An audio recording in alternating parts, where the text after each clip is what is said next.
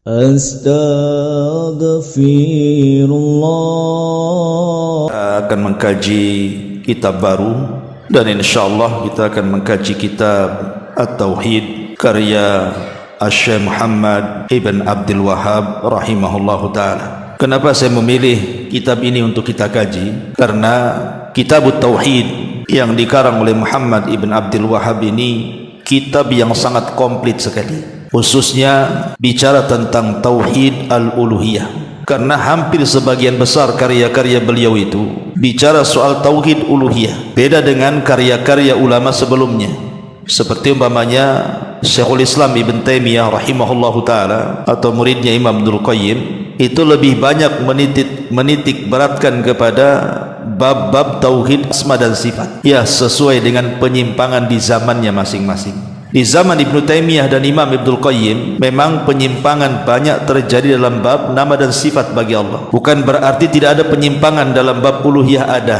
tetapi tidak terlampau banyak. Sementara di zaman Syekh Muhammad Ibn Abdul Wahhab ini justru yang mendominasi adalah penyimpangan dalam tauhid uluhiyah. Makanya hampir karya-karya beliau itu lebih banyak membantah soal tauhid uluhiyah ini. Dan yang paling lengkap adalah kitab Tauhid. Bahkan belum ada ulama sebelum Syekh Muhammad bin Abdul Wahhab yang membuat karya seperti kitab Tauhid.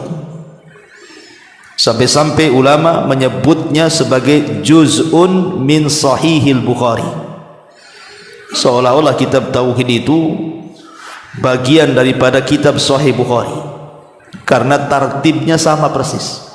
Bab, nanti dalil Quran, dalil daripada hadis-hadis Rasul, kemudian aqwal ulama salaf.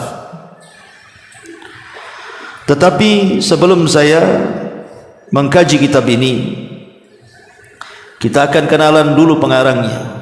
Siapa Syekh Muhammad Ibn Abdul Wahhab ini, supaya makin kenal. Ma'asyiral muslimin yang dimuliakan Allah Azza wa Jalla, Syekh Muhammad Ibn Abdul Wahhab ini terlahir di lingkungan para ulama. Jangan salah, beliau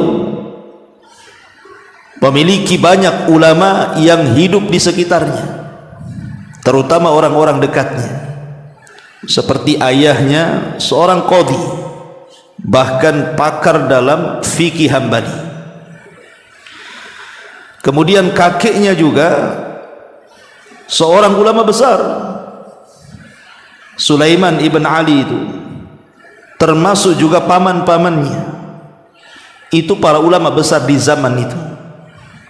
Sehingga wajar kalau kemudian Syekh Muhammad bin Abdul Wahhab menjadi ulama juga, karena dia hidup di lingkungan dan keluarga para ulama. Dan Syekh Muhammad ibn Abdul Wahhab rahimahullahu ta'ala ini sudah hafal Quran sejak kecil. Sebelum balik dia sudah hafal Quran. Ada yang mengatakan di usia 10 tahun dia hafal Quran, dan sangat mungkin sekali. Jarang orang 10 tahun hafal Quran secara mungkin. Kemudian dia suka dengan bacaan. Jadi kecil-kecil itu suka baca dia, dan betul-betul dibimbing dan diarahkan oleh orang tuanya dan orang-orang terdekatnya. Makanya wajar kalau seandainya beliau menjadi ulama besar. Bahkan ayahnya sendiri, Abdul Wahhab, itu sangat heran dengan anaknya Muhammad ini. Kok dia memiliki kecerdasan di atas rata-rata? Kalau seandainya ayahnya saja heran, bagaimana kita? Ma'asyiral muslimin, adapun nama beliau adalah Muhammad ibni Abdul Wahhab ibni Sulaiman ibni Ali ibni Muhammad ibni Ahmad ibni Rashid ibni Yazid ibn Muhammad ibni Mushrif. Dan beliau dari Bani Tamim. Adapun tahun lahirnya, beliau dilahirkan tahun 1115 Hijriah, ataupun Kalau dihitung tahun Masehi, maka lahirnya di tahun 1703 Masehi. Beliau menikah dan memiliki anak-anak. Tapi luar biasa, nama anak-anak yang diberikan kepada anak-anak Syekh Muhammad bin Abdul Wahab menunjukkan bahwa Syekh Muhammad bin Abdul Wahab ini orang yang sangat cinta dengan Ahlul Bait. Dia punya anak namanya Hasan, Hasan putra Ali, ya. Kemudian juga Husain, Husain juga putra Ali. Dua-duanya dijadikan nama oleh Syekh Muhammad bin Abdul Wahab untuk anaknya, Hasan, Husain, kemudian Ibrahim, kemudian Abdullah, kemudian Ali. Bahkan Ali itu ada dua, meninggal satu, kemudian punya anak lagi, dikasih nama lagi Ali. Kemudian Abdul Aziz. Dari nama-nama putranya ini saja kita tahu bahwa Syekh Muhammad bin Abdul Wahab ini memang betul-betul sangat mencintai Ahlul Bait. Dan ini sekaligus tuduhan, membantah tuduhan, karena ada orang-orang yang kemudian menuduh Syekh Muhammad bin Abdul Wahab ini seorang Nasibi, atau lebih tepatnya Khawarij. Sementara orang-orang Nasibi itu para pembenci Ahlul Bait. Kalau memang Syekh ini adalah Nasibi, tergolong para pembenci Ahlul Bait, kenapa pula anak-anaknya diberi nama anak-anak daripada Ali bin Abi Thalib? Nama-namanya itu Hasan, Husain, bahkan Ali sendiri namanya. Jadi tidak benar tuduhan itu. Beliau adalah pencinta Ahlul Bait. Ma'asyiral muslimin yang dimuliakan Allah Subhanahu wa taala, sebagaimana para ulama salaf sebelum Syekh Muhammad bin Abdul Wahab, apabila mereka sudah menyerap ilmu di daerahnya, maka biasanya mereka rihlah untuk thalabatul ilmi. Dan rihlah thalabatul ilmi itu adalah budaya bukan para ulama saja, hatta para nabi sekalipun. Lihat Nabi Musa alaihi salatu wassalam rihlah bersama Yusa ibn Nun untuk belajar kepada Khidir.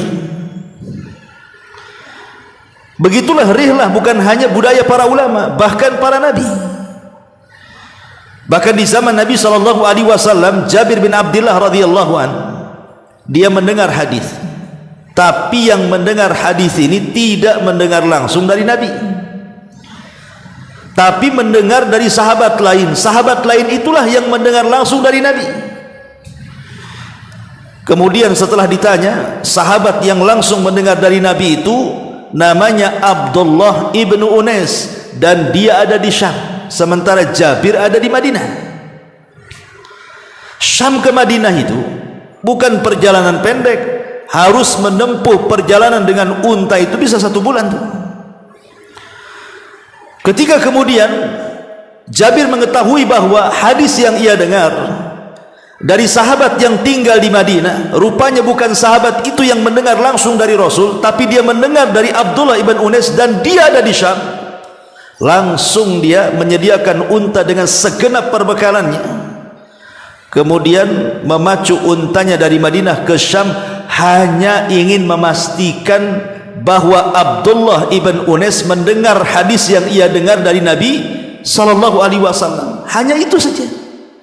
Datang kepada Abdullah ibn Unais, kemudian menanyakan, wahai Abdullah ibn Unais, benarkah kau mendengar langsung dari Rasul hadis Nabi SAW, yuhsyarun nas yaumal qiyamah khufatan uratan ghurlan, kelak pada hari kiamat manusia akan dikumpulkan telanjang bulat, tanpa alas kaki dan tanpa dikhitan. Kata Abdullah ibn Unais, ya aku mendengar langsung dari Nabi, katanya.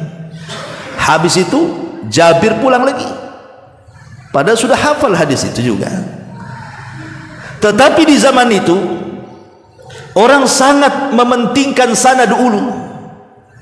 Sanad ulu itu artinya sanad yang lebih dekat kepada Nabi, sementara sanad nazil itu sanad yang jauh dari Nabi. dan mereka sangat bangga kalau seandainya punya sanad yang sangat tinggi, yang lebih dekat kepada Nabi SAW. Makanya dikejarnya Abdullah ibn Unais sampai ke Syam tuh. Ma'asyiral muslimin yang dimuliakan Allah Azza wa Jalla. Belum lagi kalau kita bercerita tentang madzhabul arba', bagaimana Abu Hanifah rihlah, bagaimana Imam Ahmad yang luar biasa lagi, 2 kali keliling dunia tuh, sampai dikatakan tafa Ahmad marrataini hatta jama'al musnad.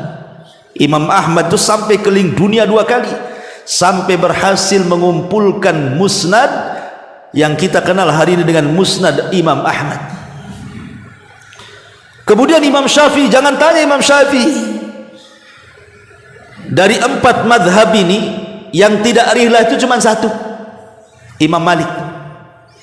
Imam Malik tidak pernah belajar di mana-mana negeri pun, dia hanya belajar dari ulama Madinah. Kalaupun dia ke Mekah bukan untuk belajar, hanya haji saja. Tetapi walaupun demikian, karena di zaman itu memang para ulama banyak berkumpul di Madinah, sehingga Imam Malik mencukupkan ilmu dari penduduk Madinah. Makanya Imam Malik gelarnya dikenal dengan Imam Darul Hijrah. Tapi umumnya para ulama semua rihlah. Imam Bukhari, Imam Muslim, Abi Dawud, Tirmidzi, Al-Baihaqi, Daruqutni. Kalau kita lihat biografi mereka luar biasa. Sufyan Ats-Tsauri, Sufyan Ibnu Uyainah, semua rihlah. Lah termasuk juga Syekh Muhammad Ibn Abdul Wahhab rahimahullahu ta'ala. Setelah dia merasa cukup ilmu dari ayahnya, dari kakeknya, dari pamannya, dan dari ulama di daerahnya, maka dia mulai keluar ke Mekah untuk haji. Sekalian rihlah menuju Madinah. Di Madinah inilah dia belajar banyak kepada para ulama Madinah. Kemudian dia pun melanjutkan sampai ke Basrah, sampai ke Kufah, dan negeri-negeri yang lainnya, sampai ketika dikira cukup tuh ilmu yang sudah ia dapati, baru kemudian dia pulang. Ada yang mengatakan di usia 37 tahun atau 76 tahun dia pulang ke kampungnya untuk berdakwah. Lah karena ayahnya ini seorang qadhi, seorang hakim, dan selalu dipindah-pindahkan dari satu daerah ke daerah lainnya. Lah kebetulan ketika itu ayahnya tidak lagi jadi qadhi di Uyainah tempat kelahirannya, tetapi di tempat lain yang namanya Huraimilah. Makanya Syekh Muhammad bin Abdul Wahhab kemudian pulang ke rumah ayahnya di Huraimilah. Mulailah dia melancarkan dakwah tauhid. 2 tahun dia berdakwah di Huraimilah ini. Dakwahnya sangat pesat sekali. Banyak anak-anak muda yang sadar, banyak anak-anak muda dari macam-macam daerah datang untuk belajar kepada Syekh Muhammad bin Abdul Wahhab ini. Masalahnya Syekh Muhammad bin Abdul Wahhab ini, dia bukan tipe ulama soleh saja, tetapi ulama muslih. Ada saleh, ada muslih. Saleh itu artinya memperbaiki diri sendiri, muslih itu memperbaiki orang. Di zaman Nabi SAW banyak orang-orang di zaman Rasul, di zaman jahiliyah itu, orang-orang yang tidak menyembah berhala banyak, seperti ayahanda Sa'id ibn Zaid, itu tidak menyembah berhala. Kemudian Waraqah ibn Naufal tidak menyembah berhala. Dan banyak sederetan orang-orang yang di zaman jahiliyah itu tidak menyembah berhala, dan orang-orang kafir jahiliyah tahu orang-orang itu tidak suka dengan berhala,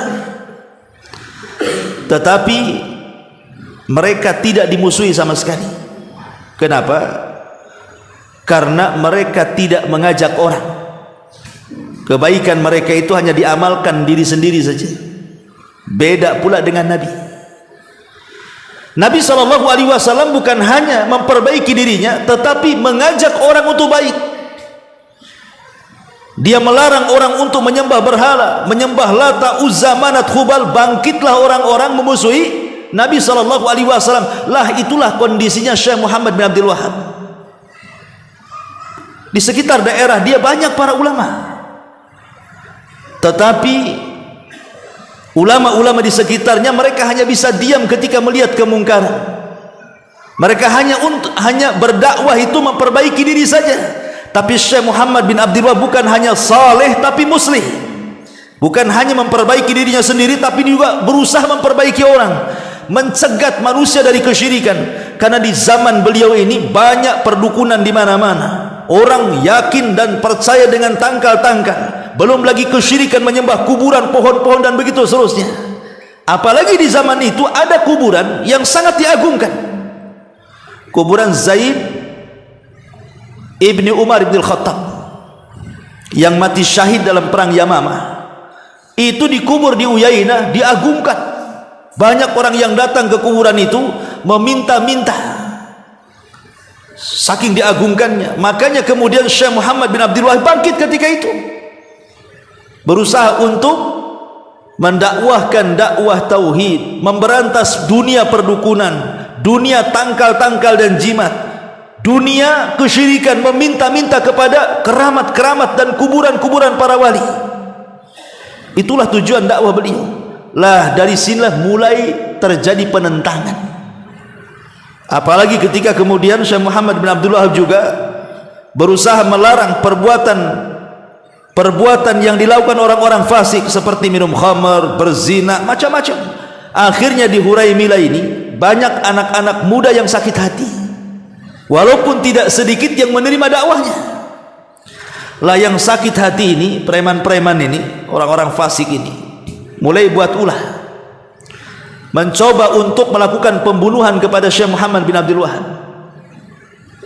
Akhirnya karena nyawanya terancam, akhirnya kemudian ayahnya kemudian berpindah dari Huraimilah kembali ke daerahnya Uyainah demi menjaga keselamatan putranya Syekh Muhammad bin Abdul Wahab rahimahullahu ta'ala.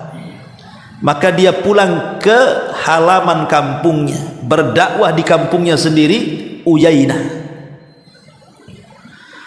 Lah Allah subhanahu wa ta'ala takdirkan amirnya Uyainah itu namanya Muhammad siapa namanya, lupa saya ya, Ibn Muammar ya. Ahmad ibn Muammar itu hakim daripada Uyainah ketika itu.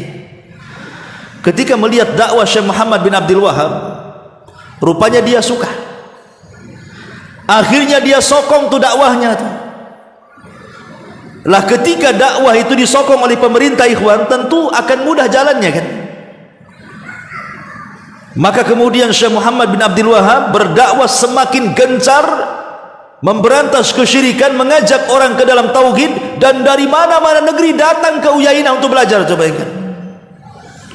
Maka makin senanglah kemudian Ibn Muammar ini, Amir Uyainah ini.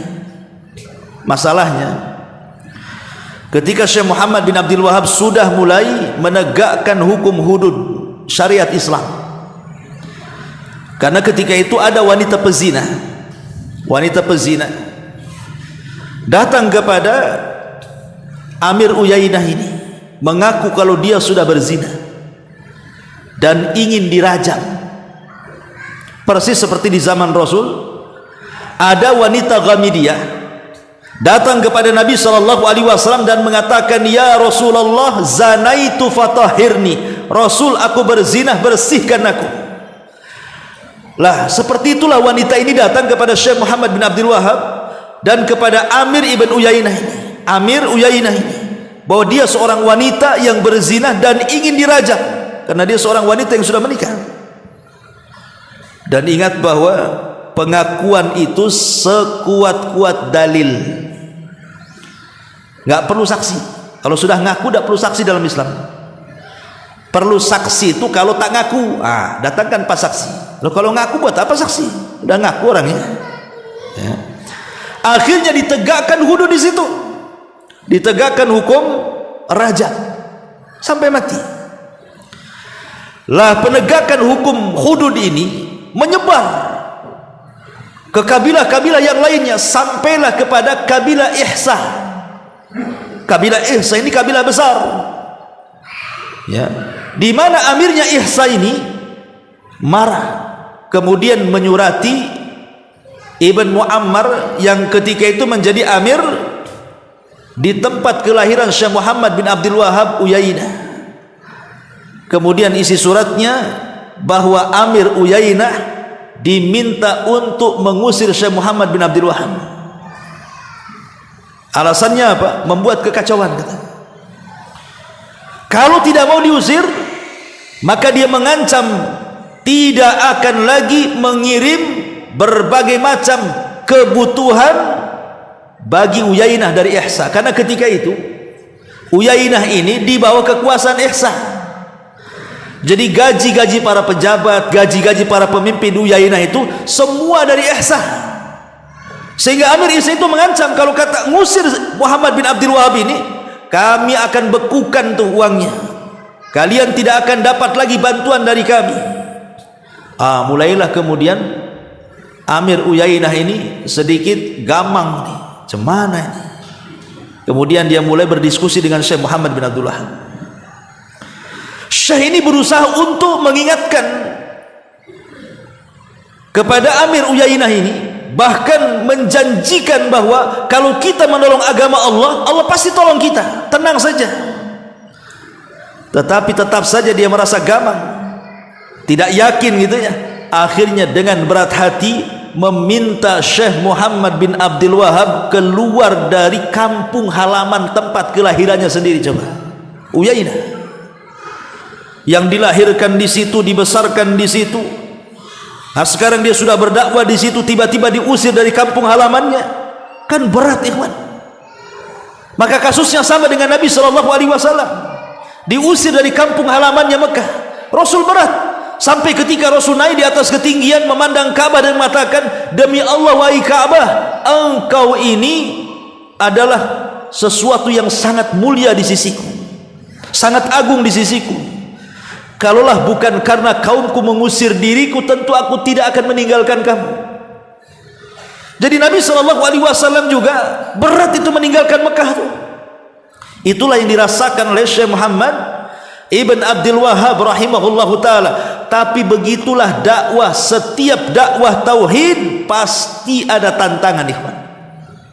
Antum kalau ngajak manusia ke dalam tauhid, memberantas kesyirikan, siap-siap aja antum dimusuhi itu. Tapi kalau antum tidak ingin dimusuhi, ya sudahlah, kayak biasa aja. Ngaji, pulang ke rumah sholat, puasa, sedekah, ngaji lagi.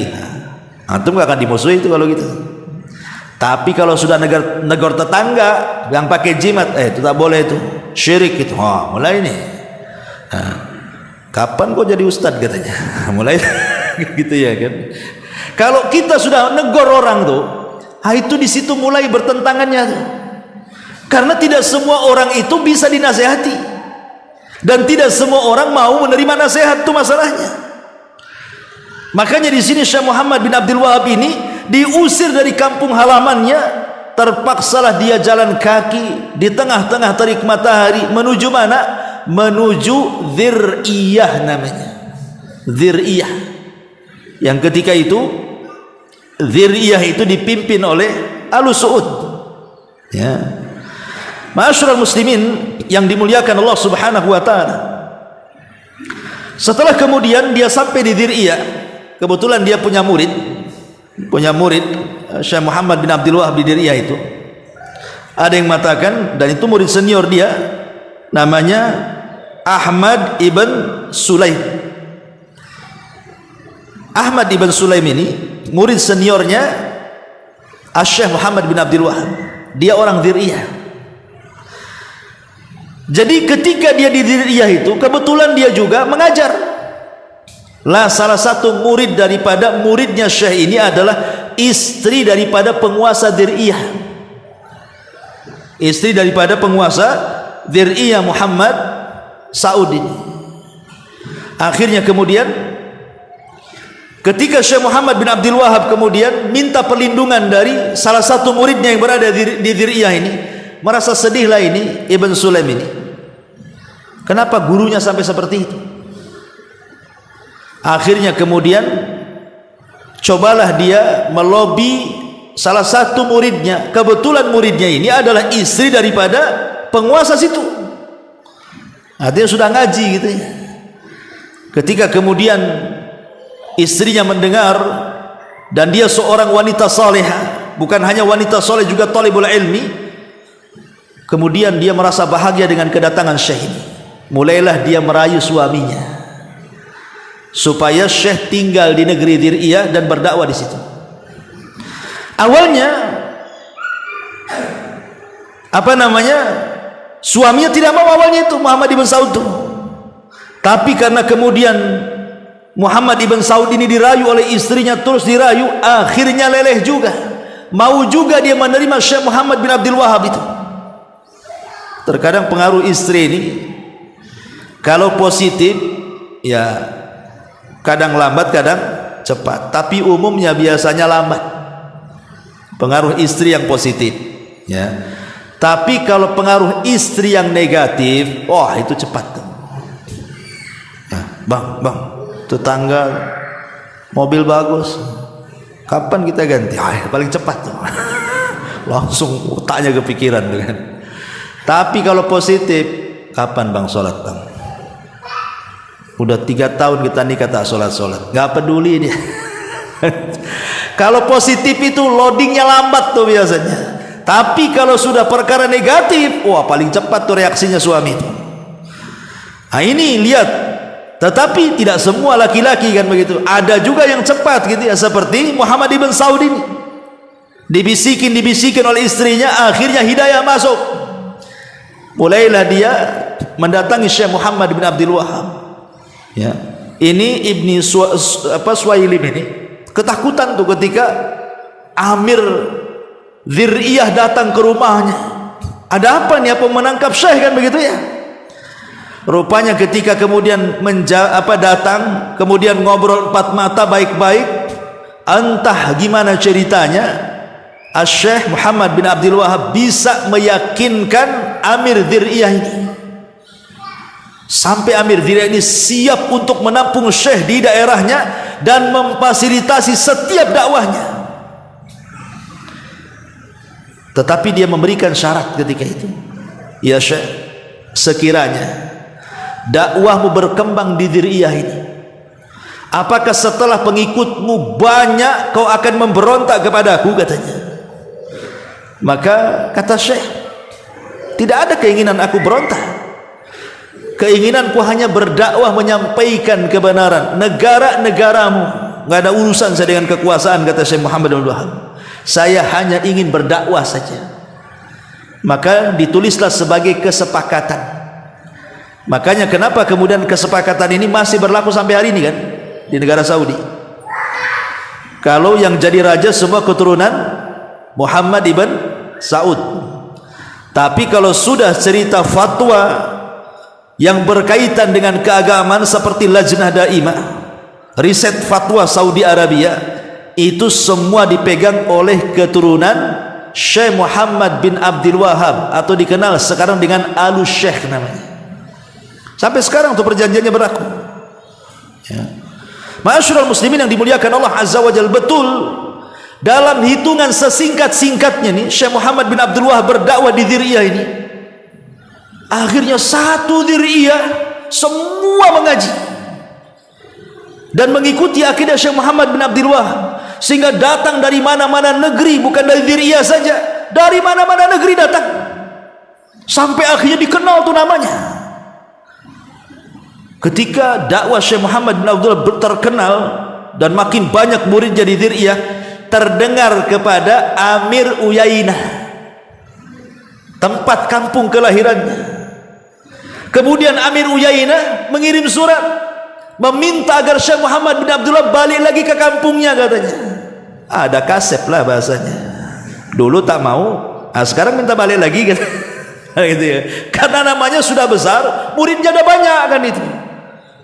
Jadi Ibn Muammar ini mau lagi, Syekh kalau balik lagi lah kau ke kampung halaman nih, kita berhajat kepadamu, katanya. Nggak apa-apa, kita nggak dapat dana dari Amir Isa, nggak apa-apa, katanya. Yang penting dakwahmu di sini, katanya.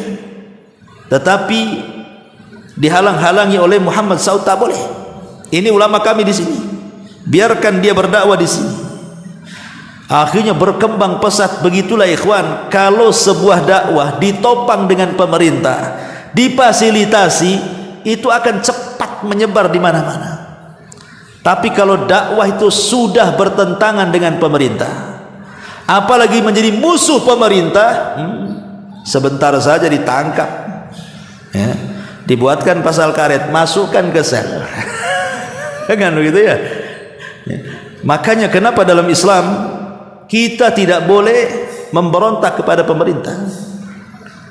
Nabi SAW mengatakan was-sam'i wat-ta'ah wa in ta'ammara 'alaikum 'abdun habashi. Ya. Kita harus tetap mendengar dan taat walaupun yang memerintahkan kita seorang budak sahaya. Enggak boleh kita bertentangan dengan pemerintah. Dan itu dicerminkan oleh Syekh Muhammad bin Abdul Wahhab. Bagaimana dia bergandeng tangan dengan pemerintah menyebarkan dakwah tauhid, sehingga waktu yang sangat singkat tersebarlah bendera tauhid bukan hanya di sekitar Dir'iyah tetapi di kabilah-kabilah yang lainnya. Ketika dari mana-mana kemudian terpengaruh dengan dakwahnya. Saya ulangi dari awal, setiap pendakwah kebenaran pasti akan muncul orang-orang hasad. Kalau antum menyampaikan dakwah hak, akan ada tuh orang-orang yang hasad, yang tidak suka dengan kita itu. Yang itu yang dirasakan oleh Syekh Muhammad bin Abdul Wahhab. Ketika dakwanya sudah menyebar, mulailah banyak daerah-daerah di luar daripada Dir'iyah, mereka hasad, tidak suka dengan dakwah ini. Mulailah mereka menyebar fitnah, macam-macam dikatakan kepada Syekh Muhammad bin Abdul Wahhab. Dikatakan dia tidak cinta Nabilah, dia dikatakan begini, macam-macam fitnah itu, yang kemudian dibantah sendiri oleh Syekh Muhammad bin Abdul Wahhab dalam berbagai macam kitabnya itu tentang tuduhan-tuduhan fitnah itu. Tetapi tidak mungkin dibiarkan. Makanya kemudian Syekh Muhammad bin Abdul Wahhab berusaha untuk bicara dengan Muhammad Ibn Saud ini, bahwa kita harus menegakkan jihad. Kita harus menegakkan jihad untuk menegakkan kebenaran. Akhirnya setuju, maka dibuatlah semacam pasukan perang. Kemudian siapapun kabilah-kabilah di sekitar Dir'iyah yang tidak mau menerima dakwah tauhid diperangi. Akhirnya lambat laun yang tadinya daerah kecil Dir'iyah ini akhirnya semakin meluas sampai ke daratan Yaman, sampai ke Syam. Bayangkan, sampai ke Hijaz. Akhirnya hari ini kita lihat Saudi Arabia itulah hasil daripada perannya Syekh Muhammad bin Abdul Wahhab dalam rangka menegakkan tauhid dan keluarga Muhammad ibn Saud.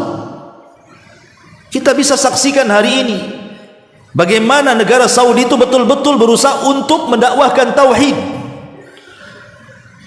dan kita bersyukur kepada Allah Azza wa Jalla. Tapi kita lihat, kalau kita lebih dalam lagi membicarakan tentang biografi beliau, Syekh Muhammad bin Abdul Wahhab ini banyak tuduhan-tuduhan yang dilontarkan kepadanya. Salah satunya adalah bahwa dia enggan untuk atau mengkafirkan orang yang bertawasul, atau dia mengkafirkan Busairi, seorang ulama sufi, ataupun mengingkari tidak boleh ziarah kubur, ataupun mengkafirkan orang yang bersumpah kepada selain Allah, ataupun dia mengatakan bahwa dia membatalkan tentang madzhabul arba'ah, macam-macam. Maka semua dibantah dalam bukunya. Kata Syekh Muhammad bin Abdul Wahhab dalam bukunya itu, beliau mengatakan, idza tabayyana hadza fal masail allati syana'a biha minha. Apabila sudah terang seperti ini, maka masalah-masalah yang dituduhkan kepadaku dengannya, ma huwa minal buhtanil zahir, tidak lebih dan kurang kecuali itu hanya kedustaan. Aku tidak pernah mengucapkannya.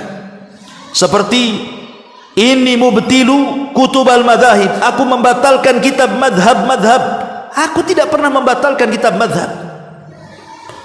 Bahkan Syekh Muhammad bin Abdul Wahhab juga belajar madhab. Bapaknya itu seorang madhab Hambali. Dan Syekh Muhammad bin Abdul Wahab dalam fikihnya sangat fanatik dengan mazhab Hambali, bahkan tidak keluar dari mazhab Hambali.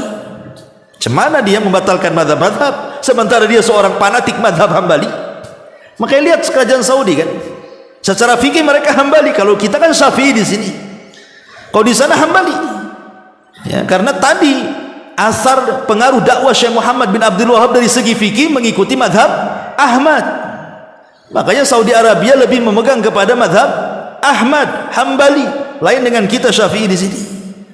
Kemudian kata beliau, inni aqul inna nasa min sittu mi'ati sanah laisu ala syai'.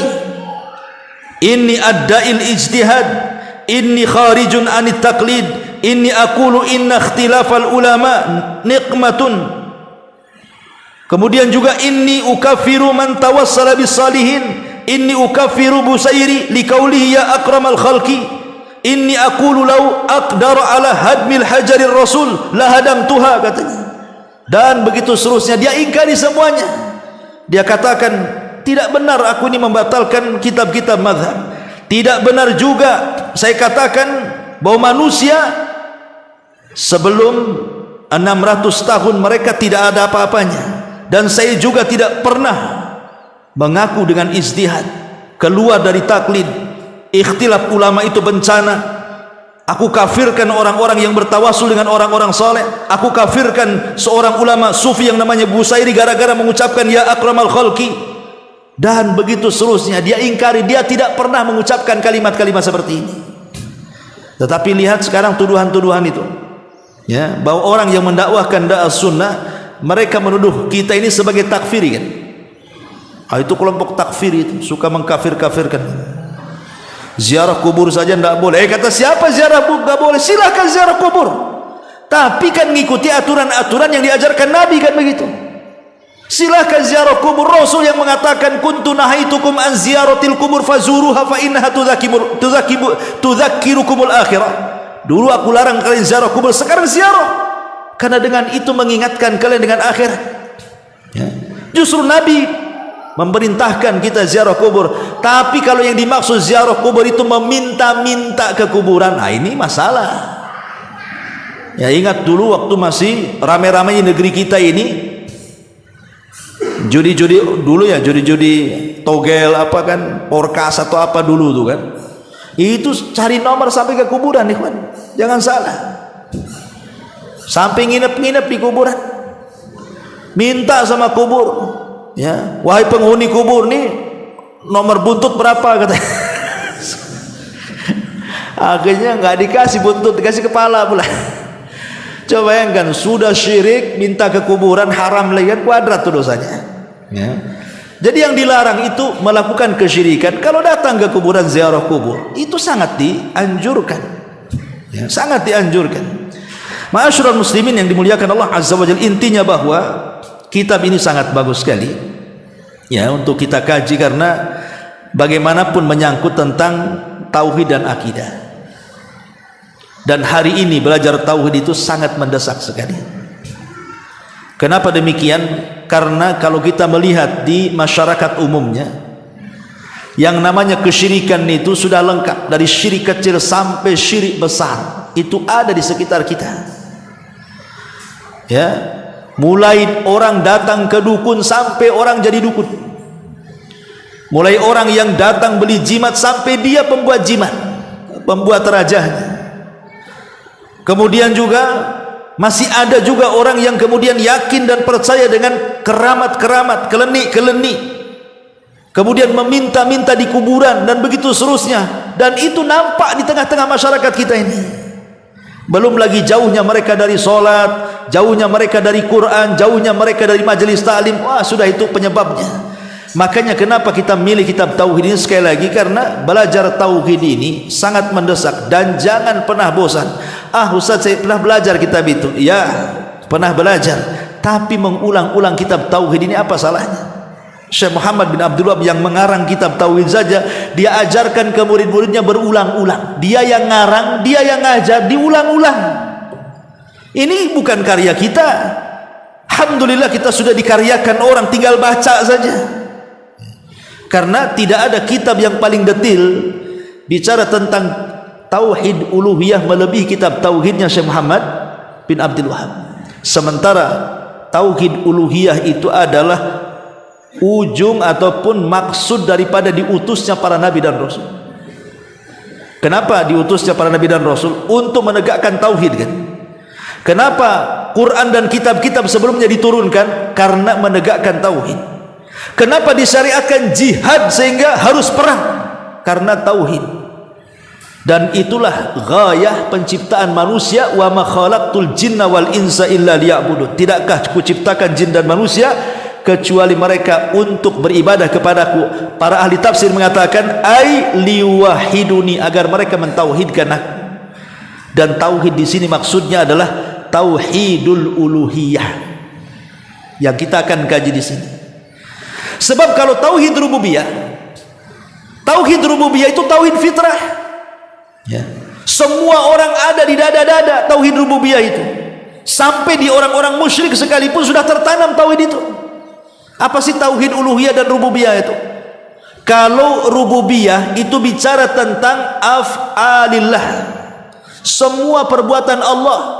Allah menciptakan, Allah menghidupkan, Allah mematikan, Allah kasih rizki, dan begitu seterusnya. Yang berkaitan dengan perbuatan Allah itu disebut rububiyah. Tapi yang berkaitan dengan kita hamba, peribadatan kita kepada Allah seperti sholat, puasa, zakat, haji, dan begitu seterusnya, itu tidak boleh diselewengkan kecuali kepada Allah. Itulah yang disebut dengan uluhiyah. Ifradullahi ta'ala bil ibadah, mengesahkan Allah dengan cara beribadah. Tapi kalau rububiyah, semua orang tertanam. Coba tanyalah antum kepada orang-orang yang di luar daripada Islam tuh. Tanya kepada orang Nasrani, tanya kepada orang Yahudi, hatta kepada orang-orang Majusi sekalipun.